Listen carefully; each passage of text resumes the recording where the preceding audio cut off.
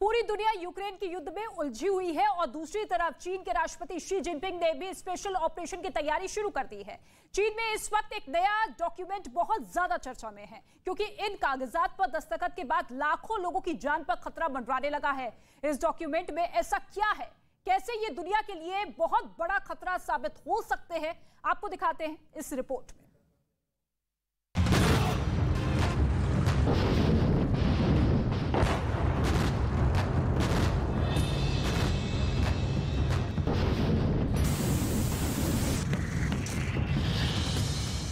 Putin ने Ukraine में जो किया उसकी सबसे बड़ी स्टडी शी जिनपिंग ने कर ली है।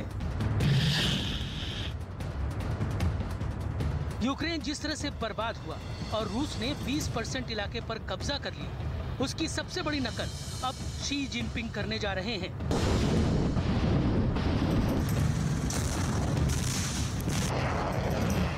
पुतिन को कॉपी करने के चक्कर में जिनपिंग ने एक बहुत बड़ा प्लान बना लिया है जिससे पूरी दुनिया एक और बहुत बड़े युद्ध की तरफ झोंकी जा सकती है। खतरा बहुत ज्यादा बड़ा है।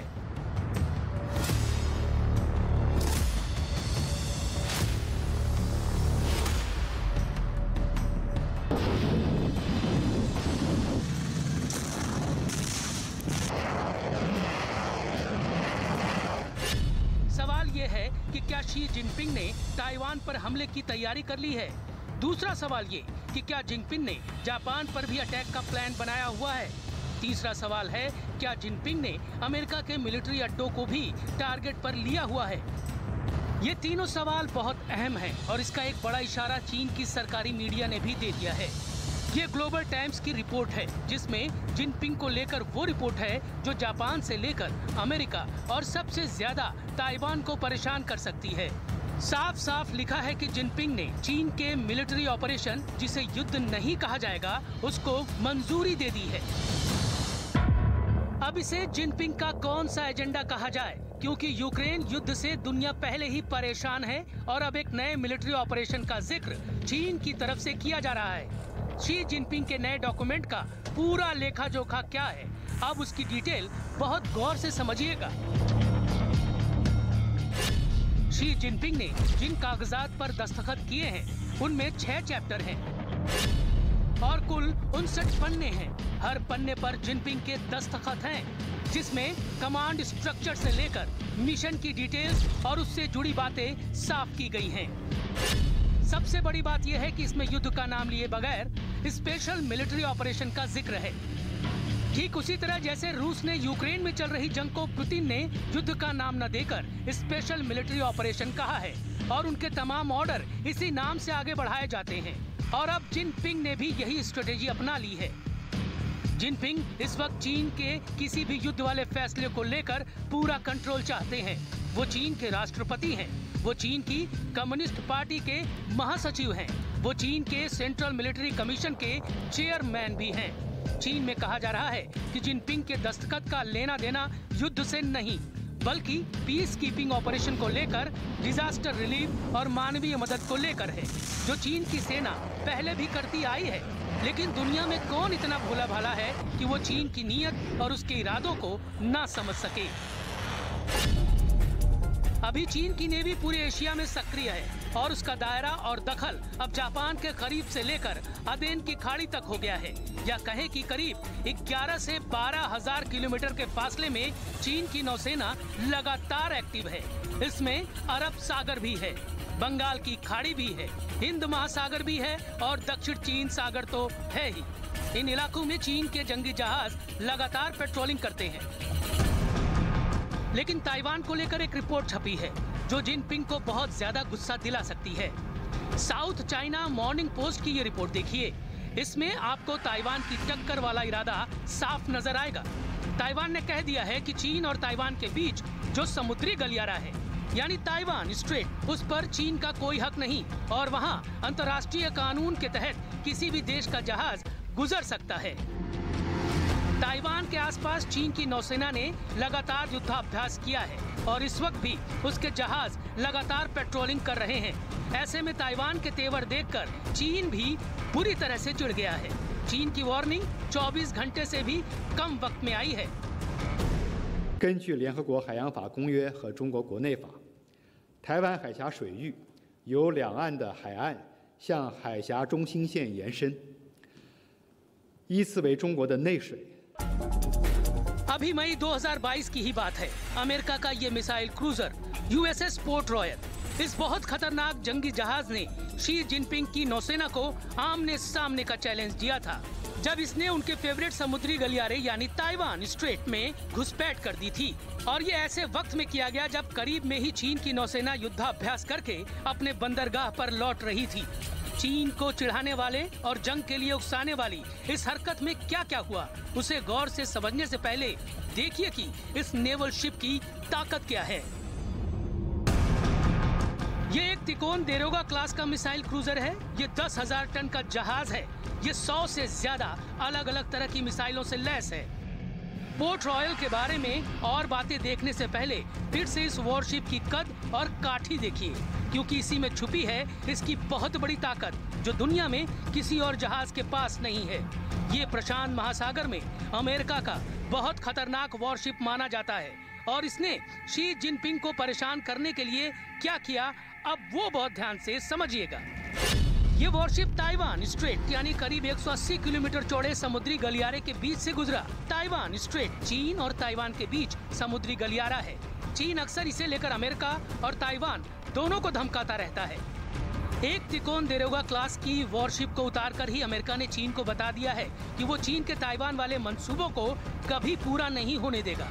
ये जहाज अमेरिका की 7वीं फ्लीट का हिस्सा है, जिसकी जिम्मेदारी है कि वो प्रशांत महासागर में अमेरिका और उसके दोस्तों खासकर ताइवान, जापान और दक्षिण कोरिया की हिफाजत करे।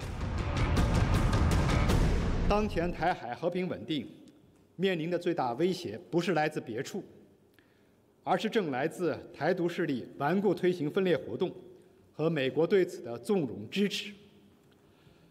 虚化掏空一个中国原则，从自身承诺不断倒退的是美国。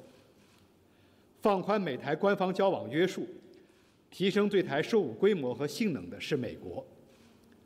驻台拓展所谓国际空间，甚至跳到台前驻台固邦的还是美国。 अंतर्राष्ट्रीय कानून के हिसाब से अमेरिका ने यहाँ कोई गलती नहीं की। ये किसी भी देश का हक है कि वो इंटरनेशनल वाटर्स में जा सकता है, लेकिन यहाँ सवाल ताइवान स्ट्रेट का इसलिए है क्योंकि इसी फासले को तय करके चीन हमेशा ताइवान पर चढ़ाई करने की धमकी देता रहता है। इसीलिए यहाँ बीच में अमेरिका के वॉरशिप का गुजरना सीधे सीधे शी जिनपिंग के ताइवान वाले ख्वाबों को टक्कर देने जैसा है। चीन ताइवान को अपना हिस्सा बताता है, जबकि ताइवान खुद को एक आजाद देश मानता है। पिछले 7 दशकों से चला आ रहा विवाद यूक्रेन युद्ध के बाद और गंभीर हो गया है, क्योंकि अब चीन की नौसेना ने अपनी गतिविधियां यहां तेज कर दी हैं। चीन के फाइटर जेट आए दिन ताइवान के आसमान से छेड़छाड़ कर रहे हैं। We've witnessed a steady increase in provocative and destabilizing military activity near Taiwan. And that includes PLA aircraft flying near Taiwan in record numbers in recent months, and nearly on a daily basis. And we remain focused on maintaining peace, stability, and the status quo across the Taiwan Strait. But the PRC's moves threaten to undermine security and stability and prosperity in the Indo-Pacific. आक्रामक चीन को लेकर आपने Taiwan के तेवर देख लिए, America का जवाब भी देख लिया। अब देखिए कि चीन अपनी चिढ़ को खत्म करने के लिए इस इलाके में युद्ध भड़काने वाले कौन कौन से कदम उठा रहा है, और इसमें वो पुतिन के यूक्रेन ऑपरेशन से सीखने के साथ साथ रूस के साथ मिलकर क्या क्या भड़काने वाले फैसले ले रहा है। चीन इस इलाके में अकेले जंग लड़ने के लायक पावर नहीं रखता। वो ताइवान को डराता है, क्योंकि ताइवान एक छोटा देश है। उसकी नौसेना चीन के हमले को कभी बर्दाश्त नहीं कर पाएगी और शुरुआती दौर में ही ढह जाएगी, क्योंकि चीन इस वक्त एक बहुत तेजी से उभरती हुई नेवी है और ये साइज के मामले में अमेरिका को भी पीछे छोड़ चुकी है। 中国非常不愿意发生这样的内战，它也将坚决粉碎任何台独的图谋。如果有人胆敢把台湾分裂出去，我们一定会不惜一战，不惜代价，一定会打到底。这是中国不二的，把自己的意志强加于人，更不能以多边主义之名行单边霸凌之实，是打着自由开放的旗号，拉帮结伙搞小圈子，绑架裹挟地区国家，针对特定的国家渲染冲突对抗，打压遏制围堵别人。चीन बड़ी बड़ी धमकी दे रहा है, लेकिन उसकी नौसेना के पास अनुभव नहीं है। अमेरिका से भी बड़ी नौसेना होने के बावजूद उसके पास इतनी हिम्मत नहीं है कि वो चीन से दूर जाकर कोई बड़ी जंग करके दिखाए। इस मामले में चीन भारत से भी गया गुजरा है। यही वजह है कि जिनपिंग ने पुतिन के साथ साठगांठ कर ली है।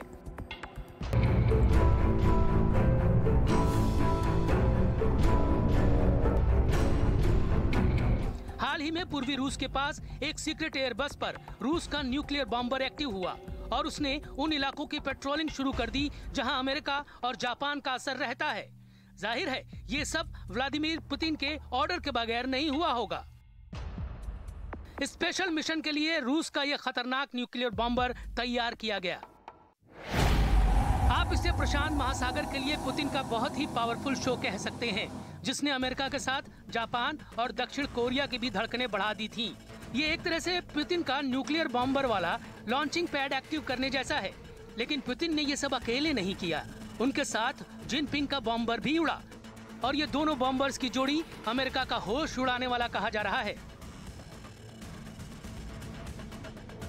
रूस ये दिखाना चाहता है कि जिनपिंग अकेले नहीं है और इंडो पैसिफिक इलाके में अमेरिका ने चीन को परेशान किया तो रूस भी कुछ न कुछ जरूर करेगा। Tu-95 की ये खतरनाक उड़ान इस बात का भरोसा दिलाने की बहुत बड़ी कोशिश कही जाएगी। रूस का बॉम्बर Tu-95 और चीन का बॉम्बर H-6K क्या कर सकता है, अब इसे बहुत अच्छी तरह से समझिए। Tu-95 6,500 किलोमीटर प्रति घंटे की रफ्तार से उड़ता है और रिफ्यूलिंग के बाद ये 8,500 किलोमीटर के दायरे में ऑपरेशन कर सकता है। ये 15,000 किलो के बम और मिसाइल लेकर उड़ सकता है। इसमें ऐसी मिसाइल लगाई जा सकती है